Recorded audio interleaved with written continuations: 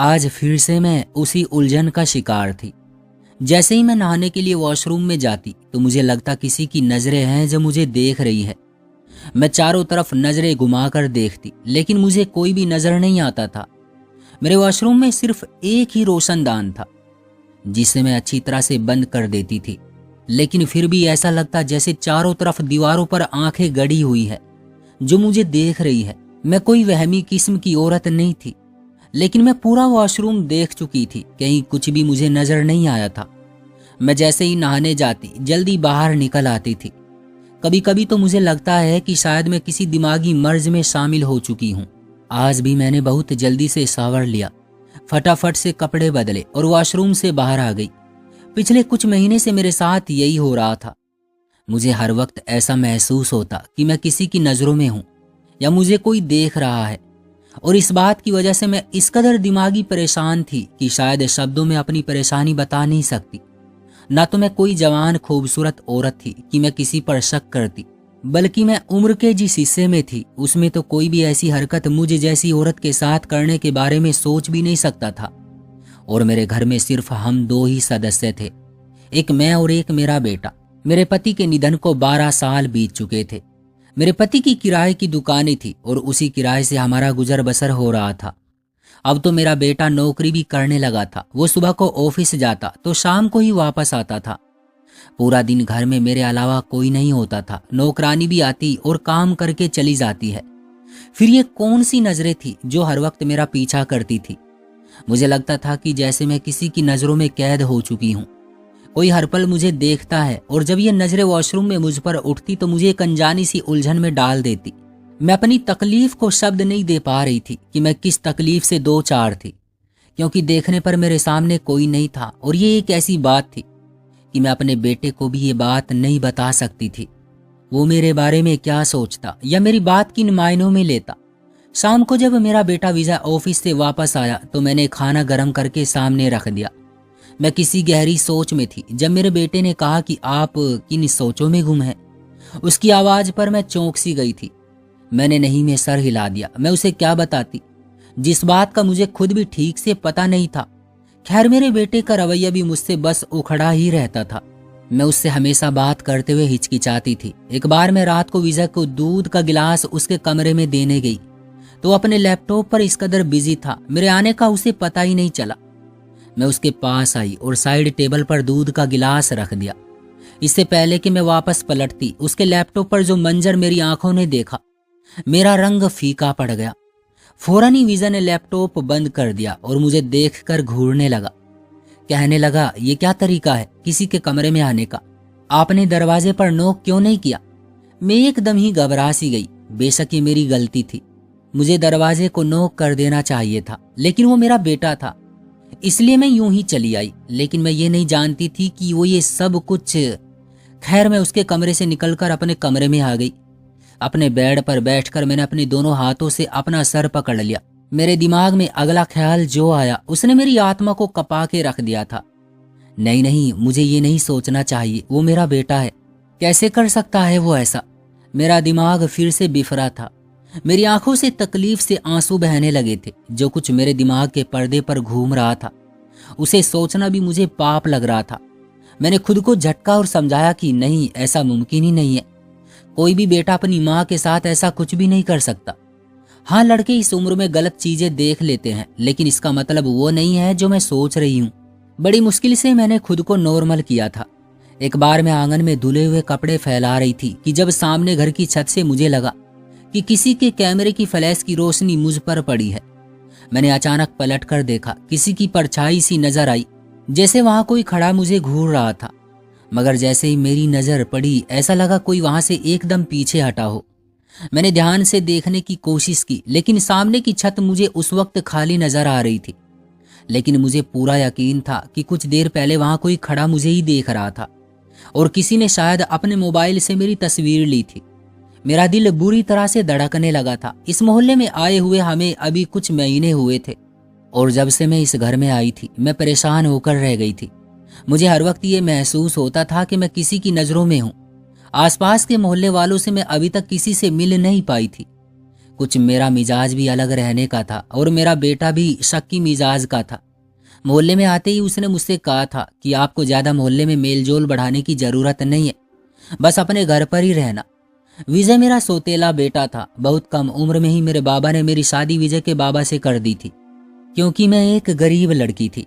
विजय के बाबा मुझसे 19-20 साल बड़े थे। मेरी शादी को 8 साल ही गुजरे थे कि पति भी चल बसा। मैं 17 साल की थी जब मेरी शादी हुई थी और 25 साल की उम्र में विधवा की चादर भी मैंने ओढ़ ली थी। पति के स्वर्गवास को भी 7-8 साल गुजर चुके थे। मैं देखने में अभी भी जवानी लगती थी। अक्सर कहीं हम माँ बेटा जाते तो लोग मेरे बेटे से यही कहते कि शायद मैं उसकी बड़ी बहन हूँ, और ये वजह थी कि विजय को मुझसे एक तरह की चिढ़ हो चुकी थी। वो मुझे घर से बाहर नहीं निकलने देता था। मुझे सादा सिंपल कपड़े ला कर देता था। कहता था कि आप मेरे बाबा की विधवा हैं, मुझे इसी रूप में आप अच्छी लगती हैं। मैं बिल्कुल साधारण तरीके से रहने लगी थी।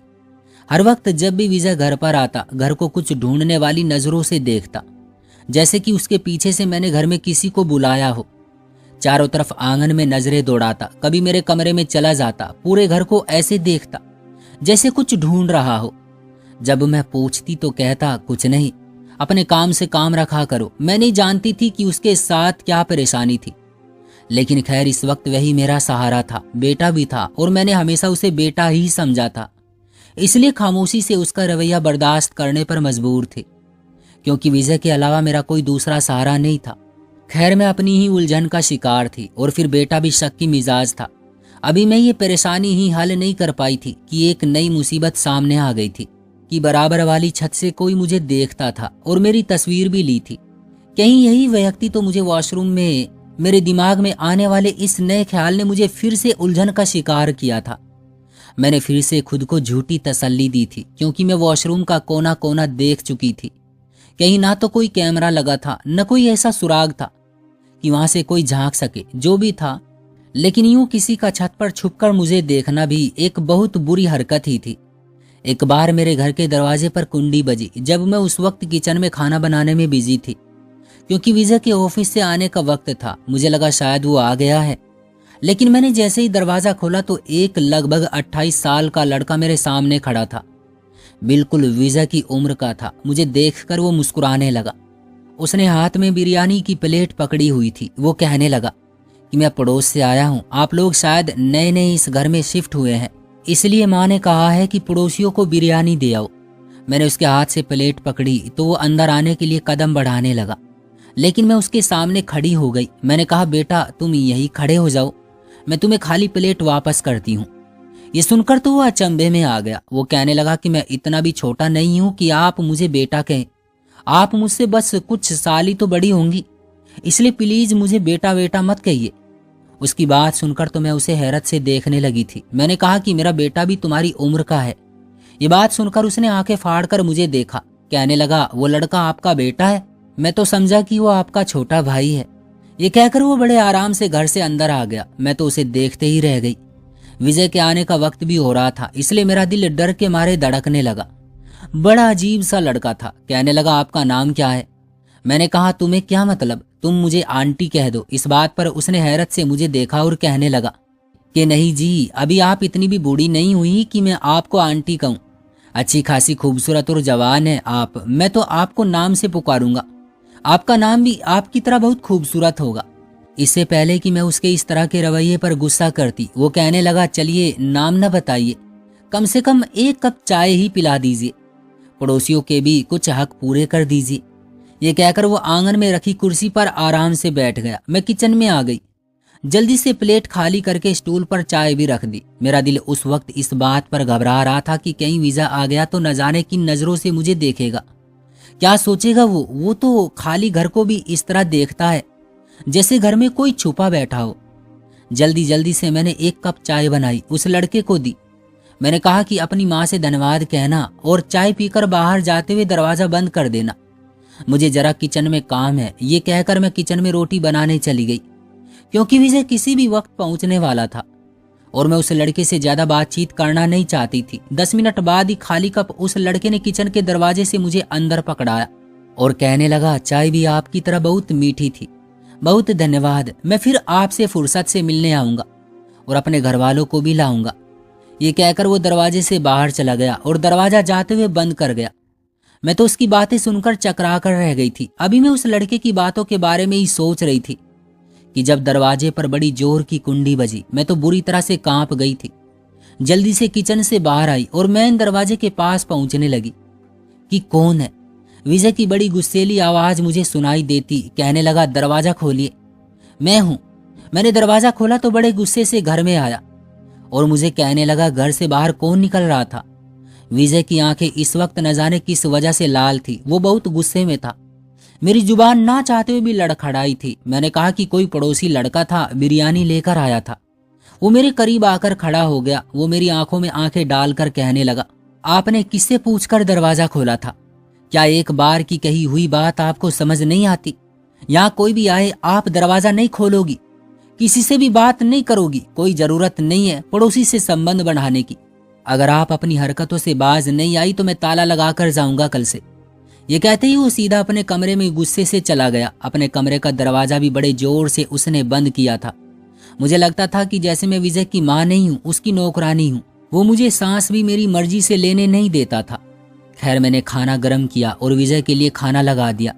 खाने के बीच भी वो मुझसे बार बार उसी लड़के के बारे में पूछता रहा और बार बार मुझे यही कहता रहा कि दोबारा मैं दरवाजे पर किसी को ना देखूं। रात को मैं अपने कमरे में लेटी तो मेरे मोबाइल पर एक अननोन नंबर से मैसेज आया।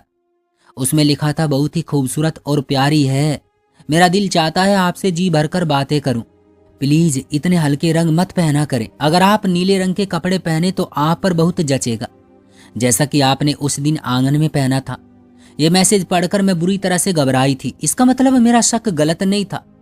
वाकई कोई था जो मुझे देखता था। आंगन में देखना तो चलो समझ में आता है, क्योंकि बहुत से घरों की छतें हमारे घर से ऊंची थी और आंगन साफ दिखाई देता था और मेरी किचन आंगन में ही थी, इसलिए मेरा ज्यादातर वक्त आंगन में ही गुजरता था। लेकिन जो नजरें मुझे खुद पर अपने वॉशरूम में उठती हुई महसूस होती थी वो मुझे जीते जी मारती थी। मैंने फौरन मैसेज डिलीट किया और मोबाइल ऑफ कर दिया। मैं उस वक्त पसीने से भीग चुकी थी। मुझ पर अजीबोगरीब सी घबराहट छा गई थी। ये कौन था जो मेरी जिंदगी में और जहर घोलने की कोशिश कर रहा था? मैंने अपनी जिंदगी में कभी भी खुशियां नहीं देखी थी। विजय के बाबा भी ऐसे ही थे, शक्की मिजाज के, और शायद मुझ पर इसलिए इतना शक करते थे कि मैं कम उम्र थी और वो मुझसे 20 साल बड़े थे। मैं खूबसूरत भी बहुत थी, इसलिए उनकी हर वक्त शक और जुल्म का निशाना बनी रहती थी। उन्हें लगता था कि पता नहीं मैं किसी दूसरे लड़कों से चक्कर चला लूंगी। मैं बार बार उन्हें रो रो कर यकीन दिलाती, लेकिन उन्हें यकीन ही नहीं आता था। वो हर वक्त मेरे साथ किसी साय की तरह से रहते थे और जब वो बीमार रहने लगे तो सारी जायदाद विजय के नाम लगा दी और उसके कानों में बस यही भरते रहे कि इस औरत का ख्याल रखना, इसे पाई पाई का मोहताज रखना, कहीं ये तुम्हें छोड़कर चली ना जाए। ये खूबसूरत है, इससे कोई भी शादी कर लेगा और तुम अकेले बेआसरा रह जाओगे। मैं चाहता हूं कि ये सारी जिंदगी मेरे नाम पर ही गुजारे, सारी जिंदगी तुम्हारी माँ बनकर रहे।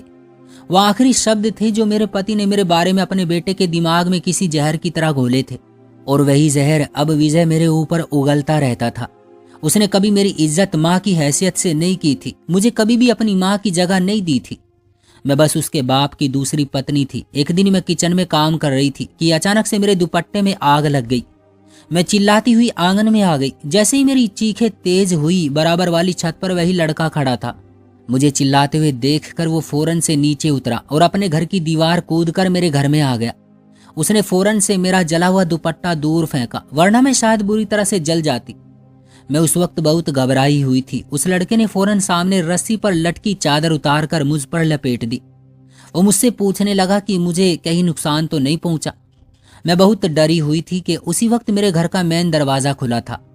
सामने विजय था। उस वक्त उस लड़के को मेरे पास खड़ा देखकर गुस्से से बिफरता हुआ वो मेरे पास आ गया और उस लड़के की गिरेबान को पकड़ लिया और उससे भभक कर पूछने लगा, कहने लगा, तुम्हारी हिम्मत कैसे हुई मेरे घर में आने की?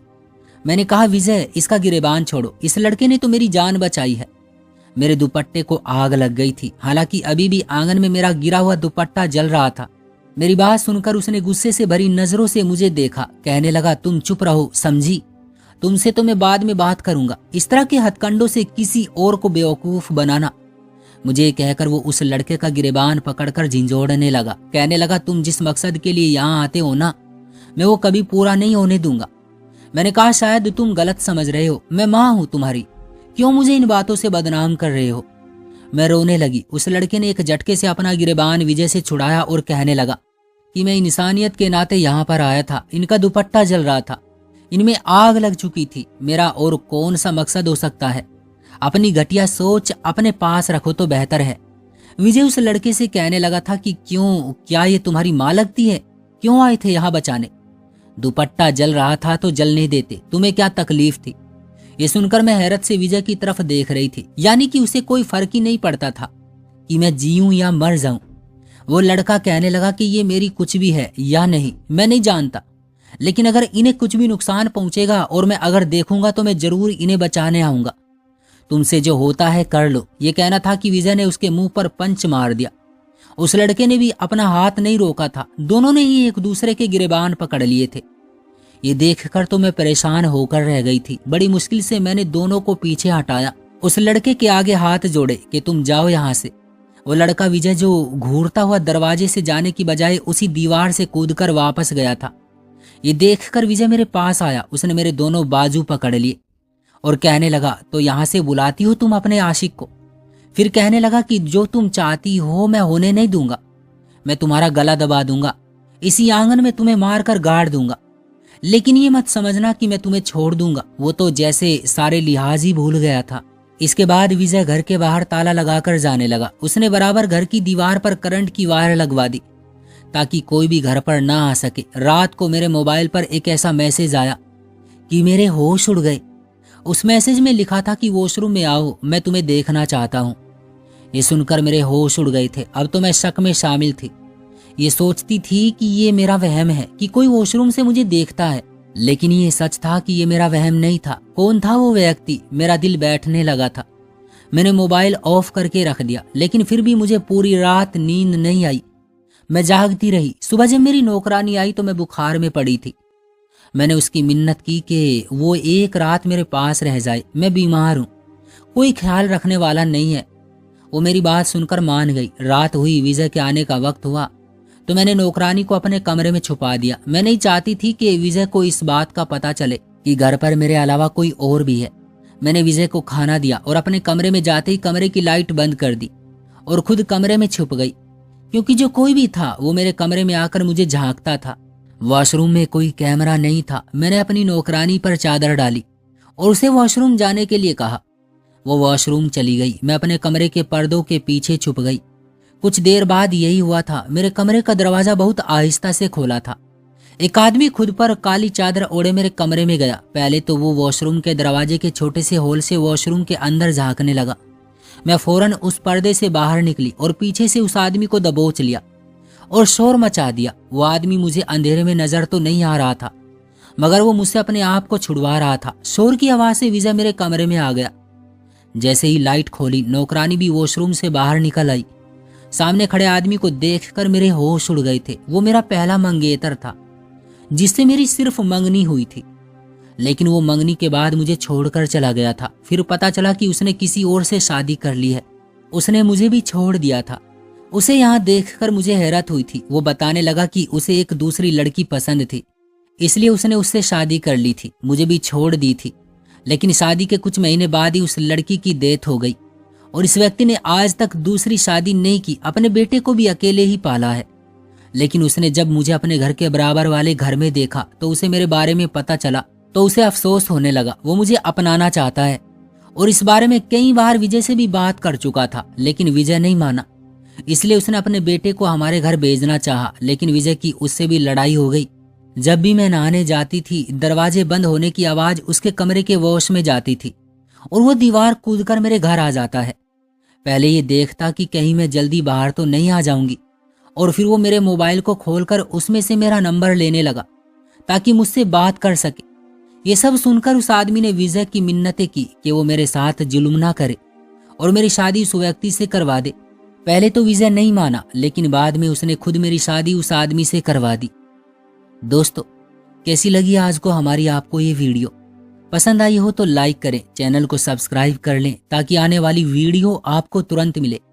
मुझे दीजिए अगली वीडियो तक इजाजत, तब तक के लिए धन्यवाद।